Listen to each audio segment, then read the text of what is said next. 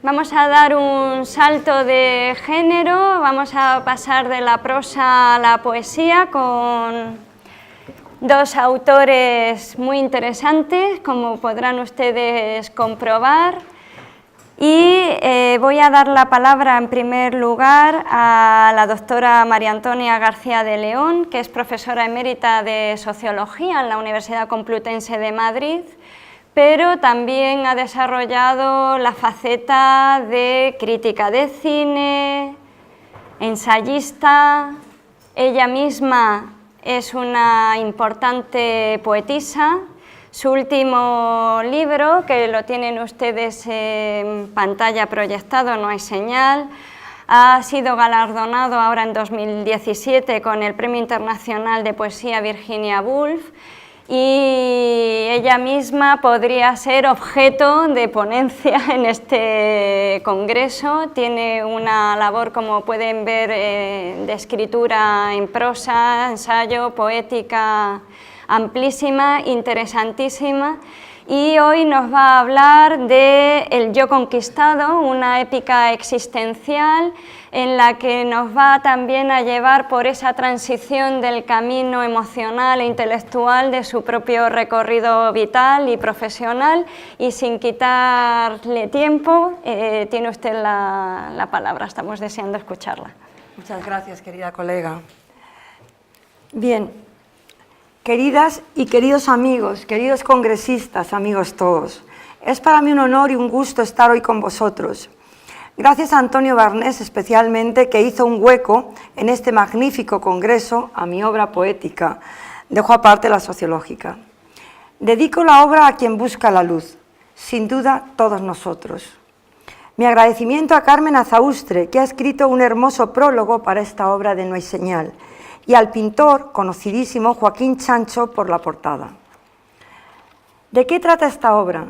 Si tuviera que responder en breve diría que trata de mi fragilidad, de tu fragilidad.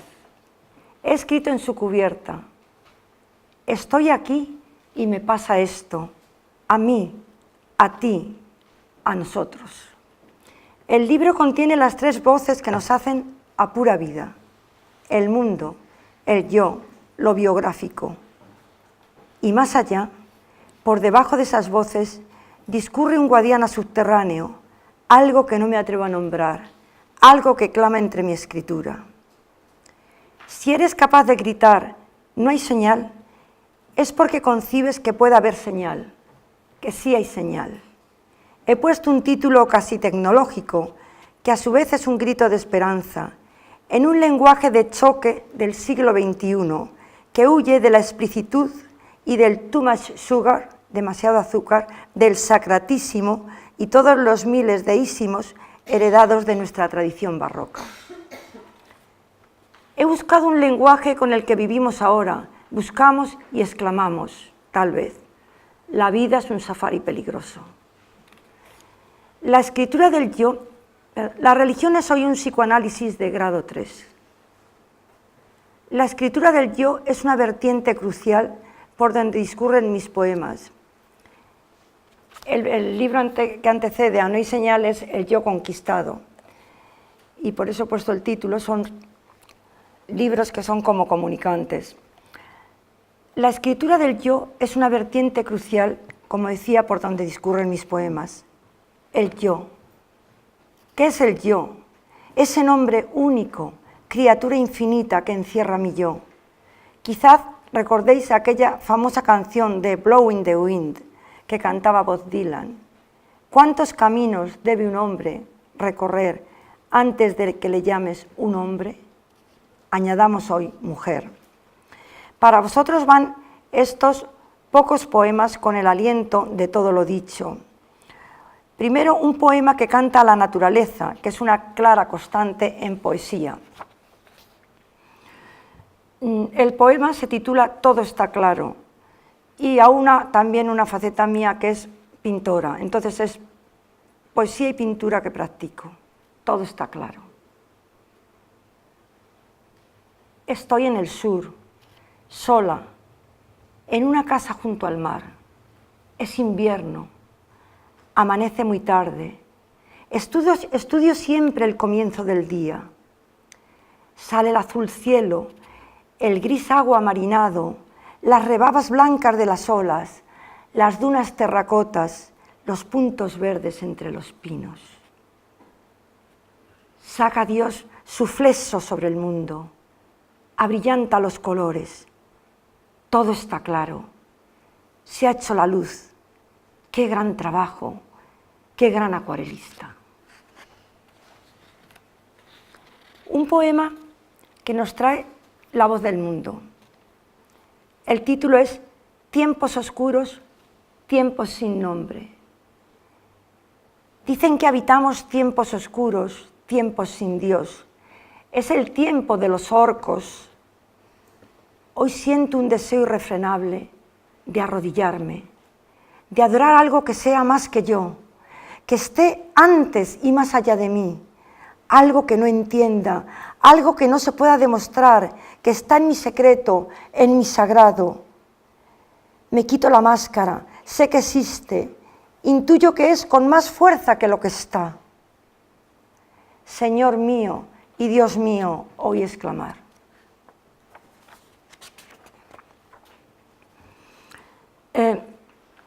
Un poema desde la escritura del yo.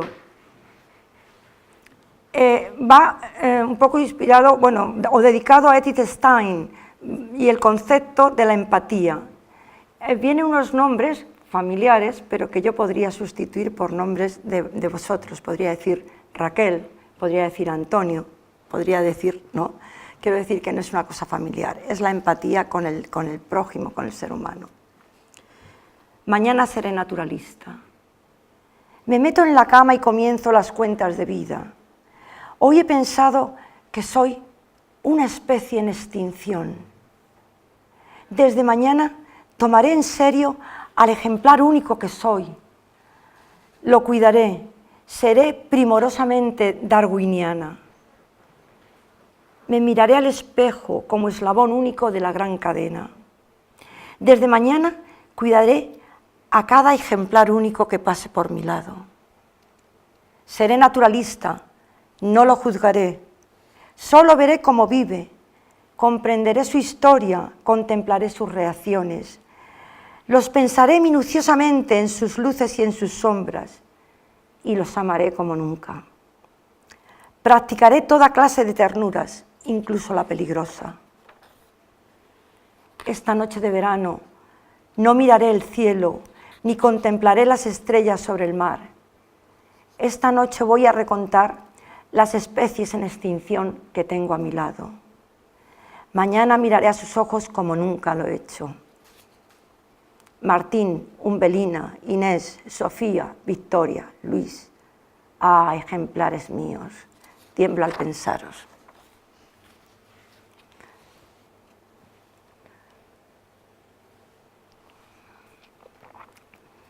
Este poema va dedicado, me ha seguido Tomás porque va dedicado a Thomas Merton, a un escritor que admiro enormemente, como escritor, además como místico, pero su escritura para mí es fabulosa, y para muchos, ¿no? Como yo soy socióloga, también un poco antropóloga, sociología, entonces cojo mi background y lo meto también en poesía, ¿para qué lo voy a olvidar? Titulo este poema Trabajo de campo yo. Trabajo de campo yo. Antropóloga, en un sillón de casa, doy comienzo a un trabajo de campo. Como extranjera, habito mi vida.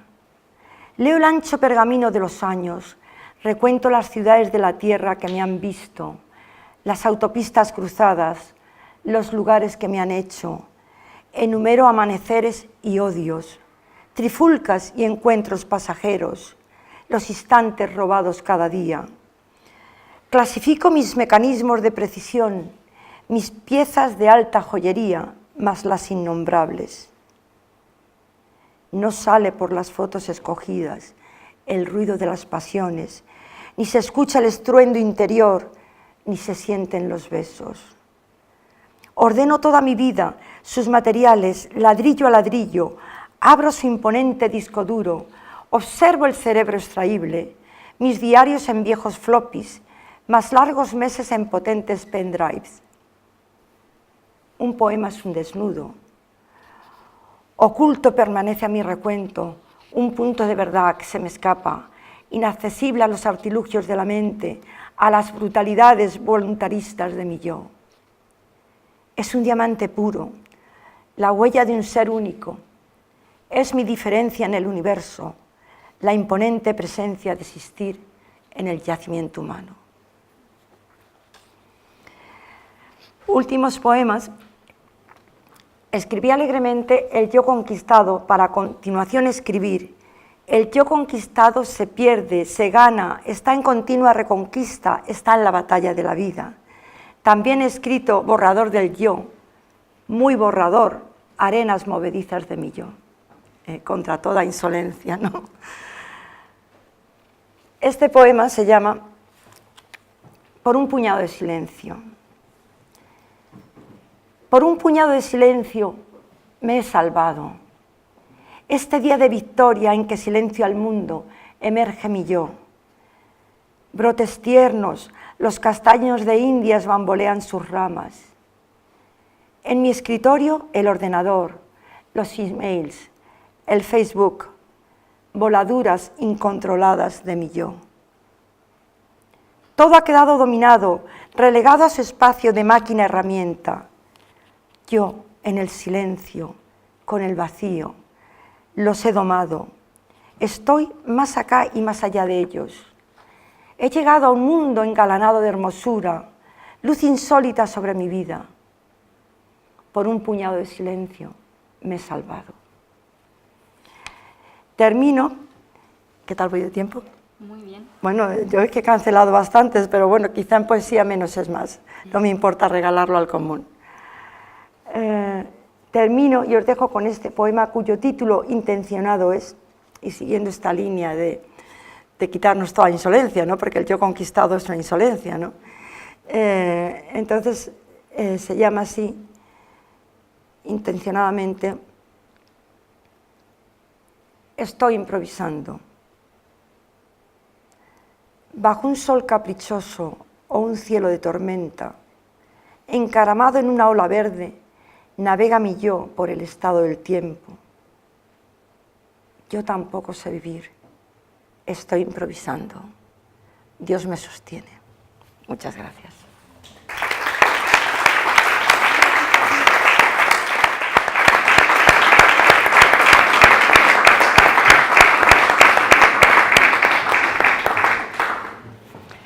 Muchas gracias, y es evidente que para tener ese consistente universo poético es necesario haber tenido una trayectoria vital vivida. Gracias a ti. Vivida y además reflexionadamente vivida. Y en lo que a mí respecta, como profesional del latín, que somos una especie en extinción, el haber oído su poema me reconforta en el sentido de que al menos hay una persona en el mundo que me cuida, ¿no? O sea que me parece también una poesía muy salvadora. Muchas gracias por dedicarnos su tiempo. Y damos un salto hacia la última intervención, que me gusta porque en esta mesa tenemos pues una profesora emérita y un doctorando, también es profesor de filosofía, pero es un doctorando que está terminando su tesis doctoral, está en ese camino que quien lo ha vivido sabe que es un final de algo, un comienzo de otra cosa. Y su trabajo doctoral es sobre Gonzalo de Puente Ojea, aunque la intervención que va a hacer hoy está dedicada a José María Álvarez Cáccamo, un autor bastante desconocido, yo creo, pero de también un gran interés y trascendencia, y el título de su ponencia es Dios en la poesía teológica política, y no le quito tiempo para escuchar a nuestro último protagonista de la sesión. Pues muchas gracias por la presentación, muchas gracias en primer lugar a todas las personas que forman parte de la organización de este congreso y muy especialmente por darme la oportunidad de presentar un modesto trabajo que habitualmente no realizo, que es el comentario poético. Es un comentario poético desde el punto de vista conceptual del contenido, cosa que sí tiene que ver mucho más con mi formación académica, que es filosófica. Efectivamente, José María Álvarez Cáccamo es muy poco conocido en el ámbito español, pero sí que lo es en el ámbito gallego, donde publica la mayor parte de sus obras y tiene un amplísimo recorrido cultural, tanto como poeta, narrador, también escritor de literatura infantil y juvenil, editor y una amplísima tarea editora. Bueno, a manera de guión tenía preparado este pequeño esquemita. En primer lugar voy a intentar situar el poema que voy a comentar. Es la única obra en la que este poeta se ocupa de manera preferente de Dios, un Dios que aparece en el propio título de la obra, La boca de la galerna, que es una edición gallego-española. Hablaré pues, brevemente de quién es el personaje al que antes me he referido y haré un recorrido triple por la obra. En primer lugar, por los nombres de Dios y las formas que adquiere a lo largo de la obra, en un marco de poesía atea y antieclesial. En segundo lugar, daré cuenta desde el punto de vista del contenido, en su ámbito conceptual, de los elementos de una teología política y, por último, una fundamentación que desde una perspectiva cosmológica y ontológica se abre también con lenguaje poético al ateísmo. Y finalmente, hay un epílogo recogido también en la obra, el cual realiza Gonzalo Puente Ojea, que es el punto por el que me llegó esta obra, a la cual pues ahora me referiré también. La poesía atea y agnóstica española, en la que Dios es cuestionado o negado como referente existencial que da sentido a una determinada concepción de la moral, de la cosmología o de la ontología, nunca ha conseguido encontrar unos cauces de expresión equiparables a la entronización apologética de ese mismo Dios. Las causas no hay que encontrarlas solamente en el cuerpo legal, que a lo largo de la historia de nuestro país, con una voluntad teocrática, se ha impuesto durante siglos, por más que el regalismo, el liberalismo y el republicanismo hayan intentado ponerle coto a lo largo del tiempo, sino también a la autocensura, que con un sentido de salvaguarda de la propia integridad física y moral frente a los procesos inquisitoriales a lo largo de la historia, ha disuelto su increencia a lo largo de los siglos en múltiples formas: erasmismos, misticismos, alumbramientos, jansenismos, protestantismo o espiritismos de distinto cariz, como forma de una libertad de conciencia travestida. Sin embargo, si la poesía atea y agnóstica hispana, al igual que en otras expresiones literarias y filosóficas, no posee una presencia notoria, es la poesía anticlerical y libertina la que ocupa su espacio natural, mucho más permeable a expresar la hipocresía, el agravio y la opresión eclesial sin necesidad de cuestionar el fondo de la cuestión. En ese sentido podemos ir saltando de época en época a través de obras, por ejemplo, de la historia de España, sin tocar suelo ni una sola vez. Y podríamos comenzar, por ejemplo, por el libro del Buen Amor, del arcipreste de Hita, e irnos remontándonos a determinados poemas de Francisco de Quevedo, como es Amarga la verdad, o desde la historia del famoso predicador Fray Gerundio de Campasas, alias Sotes, de José Francisco de Isla, hasta las obras de José María Blanco White, de Leandro Fernández de Moratín, o desde el Cancionero moderno de obras alegres publicado en 1875 hasta la mayor parte de la literatura española a partir de esa fecha, desde Pérez Galdós, Clarín, bueno, un largo etcétera, Baroja, Pérez de Ayala, Marcelino Domingo, Luis Arnuda, Rafael Alberti y un largo etcétera. José María Álvarez Cáccamo, en esa tradición de literatura y en particular de la poesía atea, agnóstica y anticlerical, porque une esas tres patas, realiza en 2011, publica en 2011 la obra La boca de la galerna, luz de la materia contra el invento de Dios. Es un largo poema en verso libre, en edición bilingüe gallego-castellana, publicada por la editorial Espiral Mayor. Aparece aquí esta obra de abajo a la izquierda, con epílogo en español de Gonzalo Puente Ojea, titulado La religión y el punto de vista materialista. Es un autor nacido en Vigo en 1950, conocido como Pepe Cáccamo, muy conocido, digo, en el ámbito gallego, aunque también ha recibido premios en el ámbito nacional. Un escritor gallego con una vasta obra, que no me detengo, he recogido en esta diapositiva algunas de sus obras de narrativa y de poesía, pero no me detengo en ella. La boca de la galerna, en gallego a boca da galerna, luz de materia contra o invento de Deus, es el título de una obra que supone en la presente etapa histórica y política española en la que nos encontramos el principal poemario ateo, en el que Dios es calificado, como reza el subtítulo, como invento y donde se contrapone como tesis principal un materialismo de raigambre ilustrada. No obstante, su ateísmo hunde sus pies en la historia y por ello se funda en una teología política, en la que es el juicio poético y racional el que determina la pretensión de validez de una teología autorigida en juez y parte. Es esa la teología que supone el cauce de expresión de la divinidad, el cual se identifica sin ambages de múltiples nombres y formas, pero con un único objeto, que es Dios. Pues comencemos precisamente por él. A lo largo de todo el poema, Dios adquiere como nombre principal el que le da título a la obra, la boca de la galerna.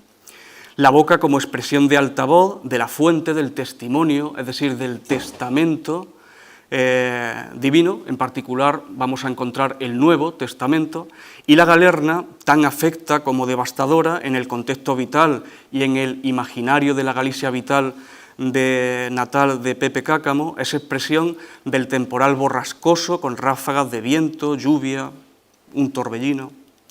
A lo largo de todo el poema, Boca de Dios se desvela como el autor de la batalla espantosa del séptimo día y se presenta de diversas formas, como Padre extremo sin límites, ciego total y capaz de visión incendiaria, fértil Padre astronómico, jefe del tiempo oficial de los relojes de arena que centran el eje del cosmos, boca infalible, boca en sangre, rey de las galernas, Padre imperativo, boca del Señor de la torre de los abismos, boca de la mentira. Bajo esos nombres y esa forma de Dios aparece en el poemario de Pepe Cáccamo como clave de inicio de la lucha entre la naturaleza y la historia, bajo la referencia constante de su versión cristiana e institucional eclesiástica romana. Contra quien se atreva, dice el poeta, a librar de agonía a las aves, solo hay anatemas y diátribas. Si se apaga la resistencia y la rebelión. A partir de aquí el poeta recurre a múltiples temáticas como en este ámbito teológico-político, desde una política que juzga a la teología, múltiples temáticas desde la eutanasia, la investigación médica, la memoria de la dictadura nacional católica, la moralidad, el papel de la mujer o el problema del mal.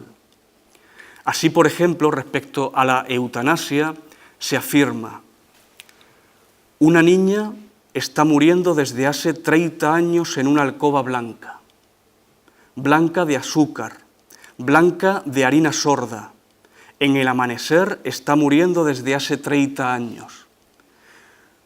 Continúa muriendo a mediodía y al atardecer.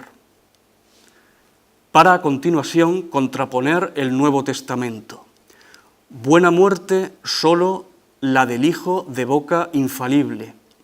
Fallecimiento del Hijo, autores varios.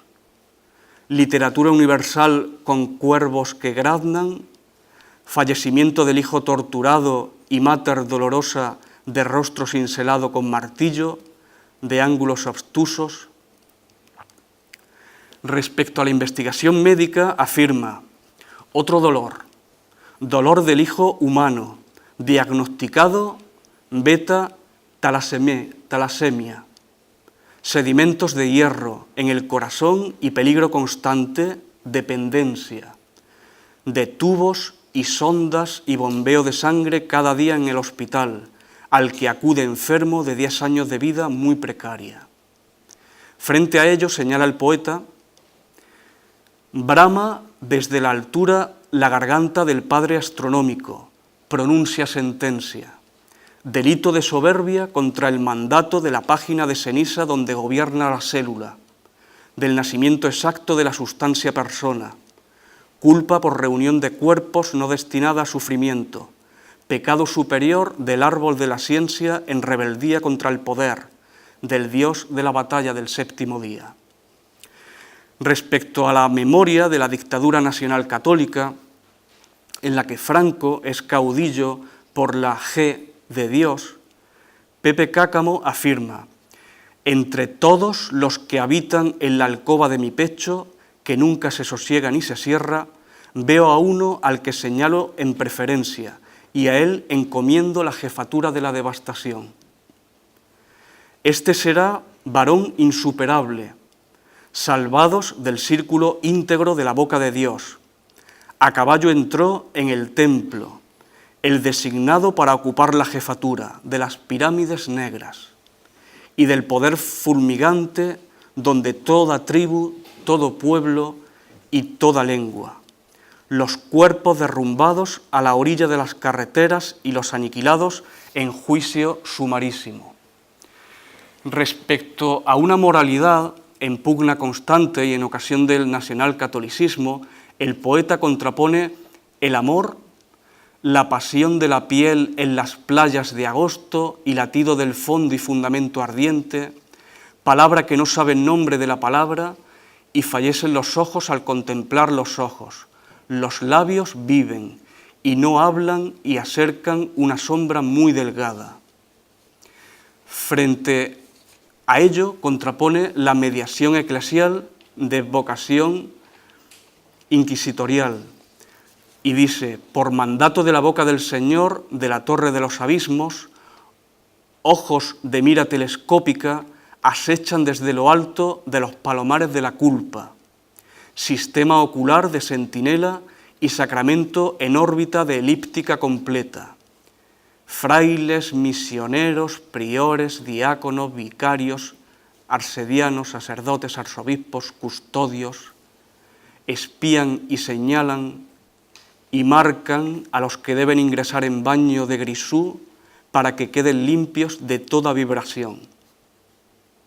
Y silenciosamente, con tacto cariñoso y moderada, gramática oratoria, van ciñendo la piel de mozos descuidados, de muchachas de labios indecisos, de los niños, de las niñas que cantan. Son 700.000 criaturas amadas en reserva de lóbrega sombra, pero no hay anatema. Pero no hay anatema ni repulsa, pero no hay anatema ni repulsa, ni sentencia, ni suplicio, ni tormento. Respecto a la mujer, igualmente el poeta hace patente la contradicción entre el tormento, sin embargo, para la hembra que frecuenta la labor de comercio grave con íncubos y súcubos. En cueva fragosa de mujer vierten licor de infierno los administradores de las tinieblas. Y por último, respecto al eterno problema del mal que el poeta envuelve con sorna en la luz de la Teodicea, se afirma: viento de la galerna misericordiosa que con norma de bondad inescrutable castigas a los que amas, tu designio es confuso pero espléndida la voluntad de tu teatro de sombra y pólvora. Finalmente, tras la teología política dignificada que practica el poeta, el poema finaliza con perspectiva cosmológica, capaz de afirmar su ateísmo claro y rotundo contra, dice el poeta, mentira, contra esa mentira, amor, cuerpos desnudos, bocas sin Dios, luz del habla, de los labios y del calor de los ojos. Un ateísmo ilustrado, materialista, porque es la luz de los sentidos la que permite cantar a Pepe Cáccamo yo vi la forma astral de la inexistencia de Dios, el núcleo del silencio del universo, era razón primera de alegría, afirmación de la vida celular y del fuego de las piedras, veo la forma plena de la inexistencia de Dios como un relámpago de asombro en la caligrafía de las hojas del sauce, en el itinerario de la sangre por los párpados de los bueyes y en la danza de las moléculas que hacen mudar el rumbo del nordeste. Y finaliza el poeta con oda materialista. Vida, vida nuestra y materia, clama el río de la gente y damos todos agua de silencio y de vida, silencio de rumores con que crece la casa de la razón, la certeza de la historia, contra la flor subterránea de la impostura, contra el cántico beodo de los templos, contra el dogma de la boca de la mentira. Bueno, tenía alguna diapositiva más, no me da tiempo, pero fundamentalmente el poema queda expuesto de este modo. Pues muchas gracias a todos.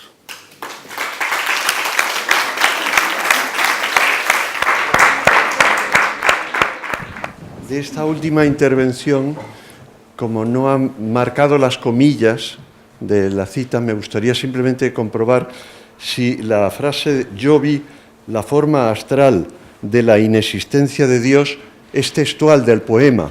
Absolutamente. De hecho, tengo un ejemplar. No, digo, basta con que sea textual, no hace falta que sea absolutamente textual. Nada, muchas gracias. Sí, yo quería hacer una pregunta al último ponente. Pero había una voz pedida primero.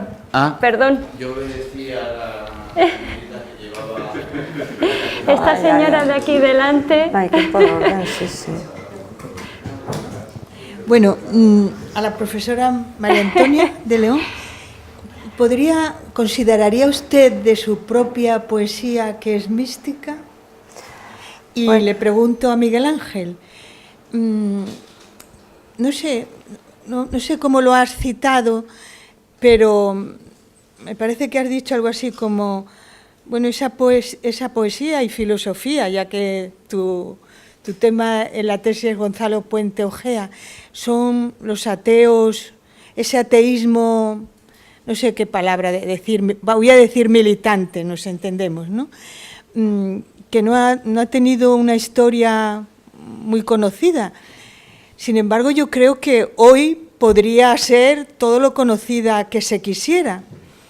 Y mi pregunta es, ¿hoy no hay muchos autores al estilo de Gonzalo Puente Ojea, en poesía José María Álvarez Cáccamo, tú mismo me parece estudioso de todos estos temas, que hablen del ateísmo?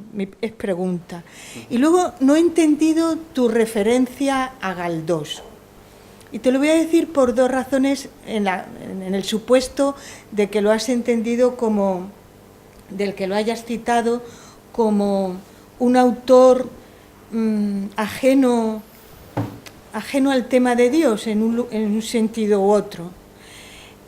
María Zambrano, que ya sabes que es una de las autoras que más conozco, la novela Misericordia de Galdós le sobrecoge y comenta la obra y el personaje. Y Fernando Rielo, otro autor que conozco, llega a decir que Ángel Guerra, Nazarín, Misericordia y Alma son novelas místicas. Solo eso. Empezamos por la primera pregunta. Sí. Bien, muchas gracias por la pregunta. Bueno, mi poesía es una poesía existencial. Dicho esto, es casi redundante, porque todos sacamos de la existencia. Mismamente, la categoría de poesía de la experiencia me parece también redundante, que tanto se ha utilizado, ¿no? Entonces, dicho esto, las categorías, ¿no?, están para, diríamos, para abrirse, no son un canon fijo, ¿no? Tal vez los especialistas lo necesiten, pero yo creo que la vida las abre. Entonces yo creo que la poesía mística, no vamos a pensar siempre en el canon de San Juan de la Cruz y Santa Teresa, porque eso es dejarla ahí con formol, fosilizada. Yo creo que la poesía mística en el siglo XXI va a ser necesariamente y es poesía existencial. Bueno, pues muchas gracias, Juana, por tus dos cuestiones. Voy a comenzar por la segunda, en lo que hace referencia a Galdós. Por supuesto, Galdós en absoluto es ajeno al pensamiento religioso, a Dios, en modo alguno. Sí que lo he incluido en una línea que recoge una tradición anticlerical.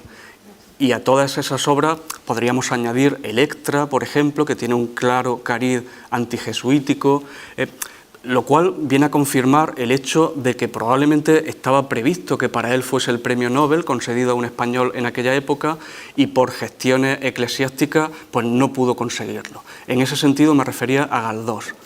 Respecto al ateísmo contemporáneo, coincido plenamente contigo en que nos encontramos una época en la que desde la historia patria, ¿no?, de nuestra historia común, probablemente sea el momento donde ese tipo de discurso tenga una emergencia y una visibilidad que no ha podido tener antes, pues por motivos de todos conocidos, lo cual no quiere decir que no sea silenciado, como puede ser la obra de Gonzalo Puente Ojea, de la que pues retaría a aquellos que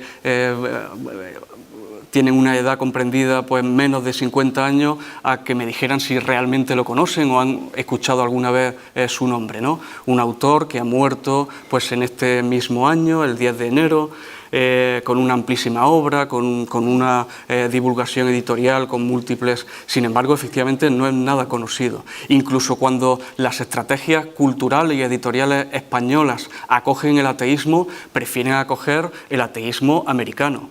Pero entre nosotros ese es un tipo de discurso que queda mal, parece que contradice una supuesta esencia nacional a lo largo del tiempo.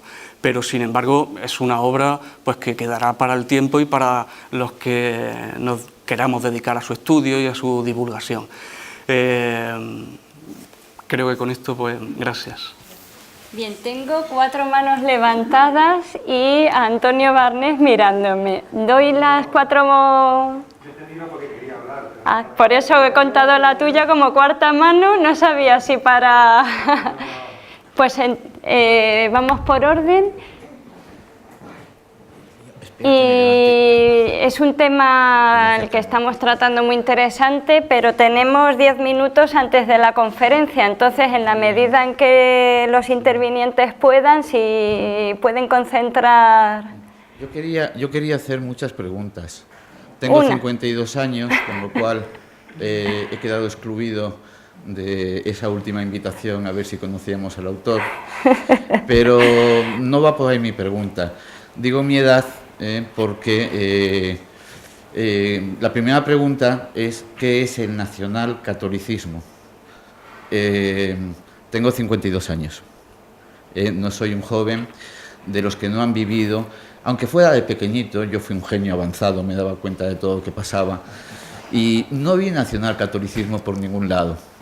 Segunda pregunta que hago, me gusta abordar a los poetas, a los literatos, como aquellas personas con las que me gustaría tomarme, no una cerveza, porque ya no la aguanto la cerveza, pero sí un café, un vermut, y dialogar con ellos, dialogar con una mente abierta.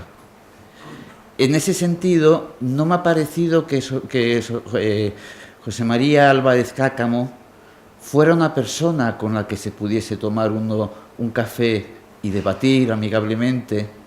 ¿Es cierto eso o estoy equivocado? Sí, bueno, vamos a ver.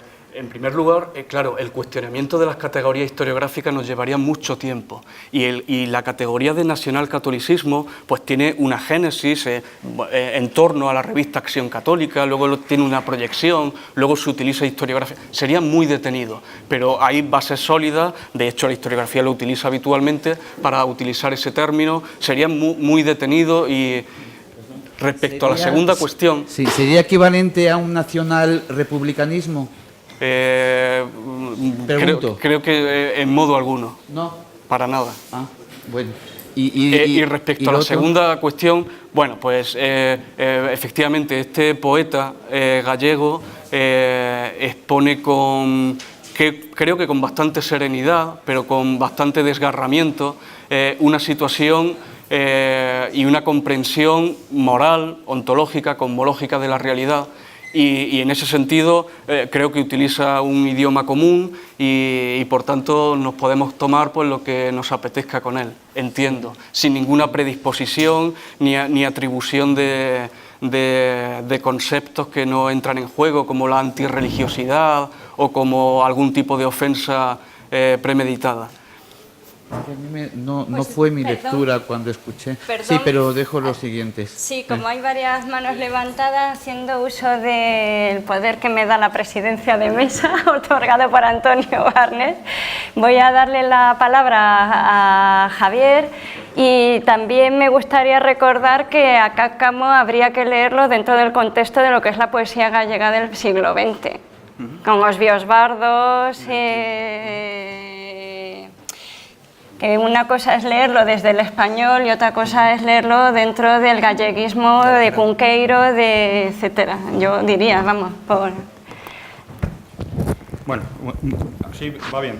Buenos días, felicitar a las dos personas que han intervenido, magnífica, a poeta o poetisa, ahora gusta más decir poeta, no sé por qué, y el filósofo, y es una pregunta más para Miguel Ángel López, y también va en el sentido del concepto, ¿no?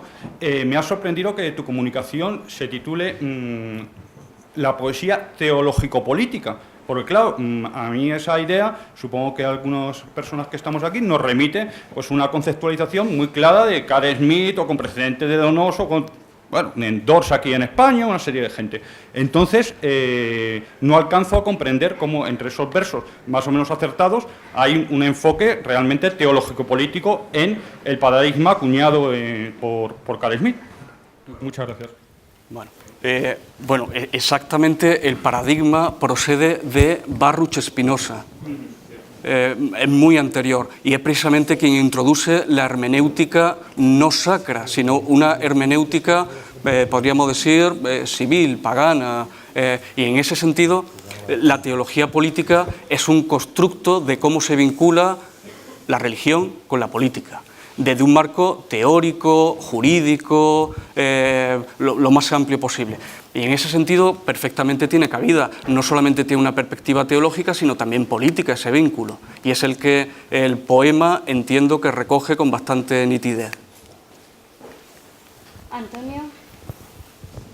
Bueno, yo solamente muy breve. A mí me resulta extraño que la Academia Sueca, que la Iglesia influya en la Academia Sueca. Pero desde luego, para decir eso hay que tener pruebas. Es decir, yo lo que no puedo es dejar en el aire que la Iglesia influye en que Galdós no reciba el Nobel. O tengo yo una prueba, o me parece que en un ambiente académico racional no es admisible. Ya está. Bueno, pues inevitablemente por alusiones, vamos, las pruebas documentales existen, pues cuando quiera se las hago llegar. Y sí, queda todavía... No sé si están tan claras esas pruebas, yo iba por eso, ¿no? Me da a mí la sensación que la presentación que ha hecho usted ha añadido una serie de conceptos que no sé si entraban en el fondo, ¿no? Esto que ha comentado con mi compañero nacional social catolicismo, ¿no? Porque yo sí que soy un poco más mayor que el que ha hablado anteriormente y he conocido a Puente Ojea, vamos, me parece que es el embajador que estuvo en el Vaticano, ¿no? Y que montó el pollo allí en el Vaticano. Bueno, yo no lo conozco como usted, que lo está trabajando y lo ha leído, ¿no?